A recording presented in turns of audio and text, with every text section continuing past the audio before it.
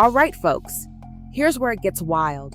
You know that feeling when you think you've seen it all, and then bam, something hits you that makes your jaw drop? Yeah, that's this story. Buckle up. So, we've got Miss Lively, armed with a high-powered legal team, filing a motion to be dismissed from Justin Baldoni's lawsuit. And let me tell you, this motion is a roller coaster of wait, what? Moments. After giving a long, fancy introduction about why she shouldn't even be in this lawsuit to begin with, they start digging into the nitty-gritty. Now, here's where it gets tricky. Apparently, the lawsuit itself actually admits that some of the incidents Miss Lively mentioned did happen on set.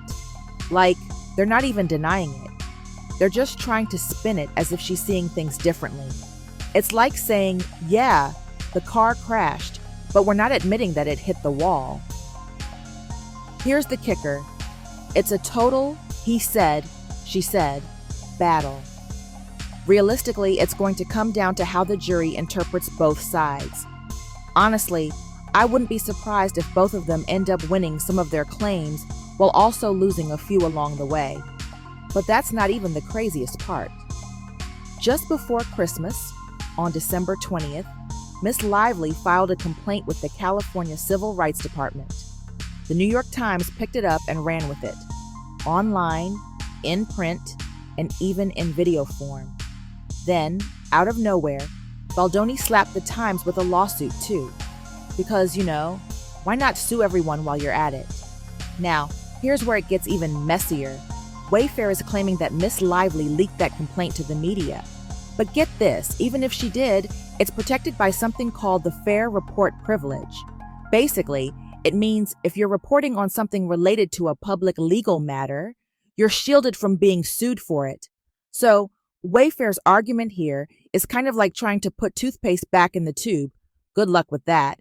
And just when you think it couldn't get more chaotic, Wayfair throws in a counterattack, suing not just Lively, but her husband and her publicist too. Yeah, because if one lawsuit doesn't work, why not triple down, right? They're basically accusing her of exercising her legal right to speak out about workplace misconduct. Let that sink in. And then there's the whole 1-year limitations period argument. Even if she did say something defamatory, which they haven't proven, it doesn't matter if it happened over a year before he filed his lawsuit. Plus, there's this sexual harassment privilege that apparently protects her from defamation claims related to reporting harassment. So, the million-dollar question.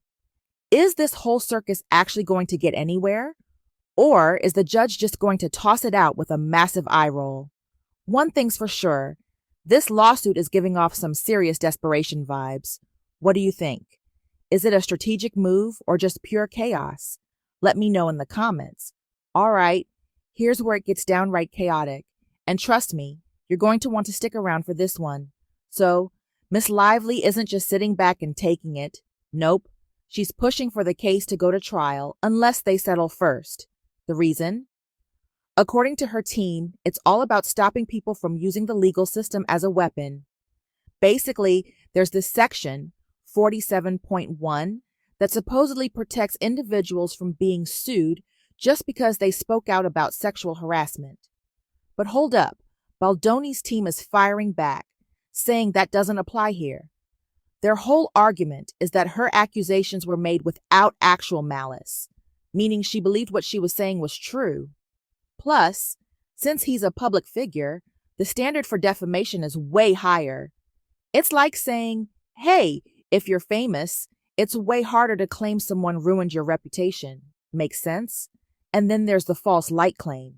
It's got to go too, they say, because it's basically just repeating the defamation claim. Oh, and civil extortion? Forget it. They're claiming that even if Lively did threaten to go public, it wasn't illegal because it's all tied to her workplace harassment complaints, which, legally speaking, can't be twisted into extortion. In other words, it's like calling someone out for being a jerk and then getting sued for it. Not exactly how it works. Now here's the kicker.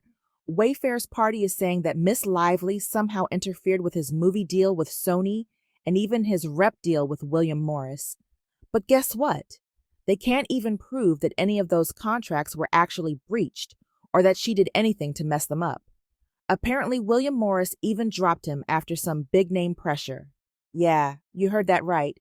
Ryan Reynolds himself allegedly pushed them to cut ties. And let's talk about that wild claim that Lively somehow cost him $400 million. I mean, really? That's like blaming your phone for your breakup.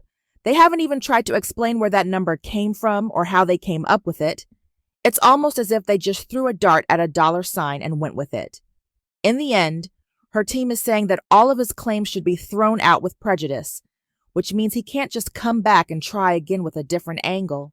Plus, they're asking for legal fees, triple damages, and punitive damages. Yeah, they're not playing around. So, what do you think? Is this just a desperate last-ditch effort to save face? Or is there something more going on here? It's like watching a courtroom drama where both sides are equally messy and nobody really knows what's going on. Let me know your thoughts in the comments below.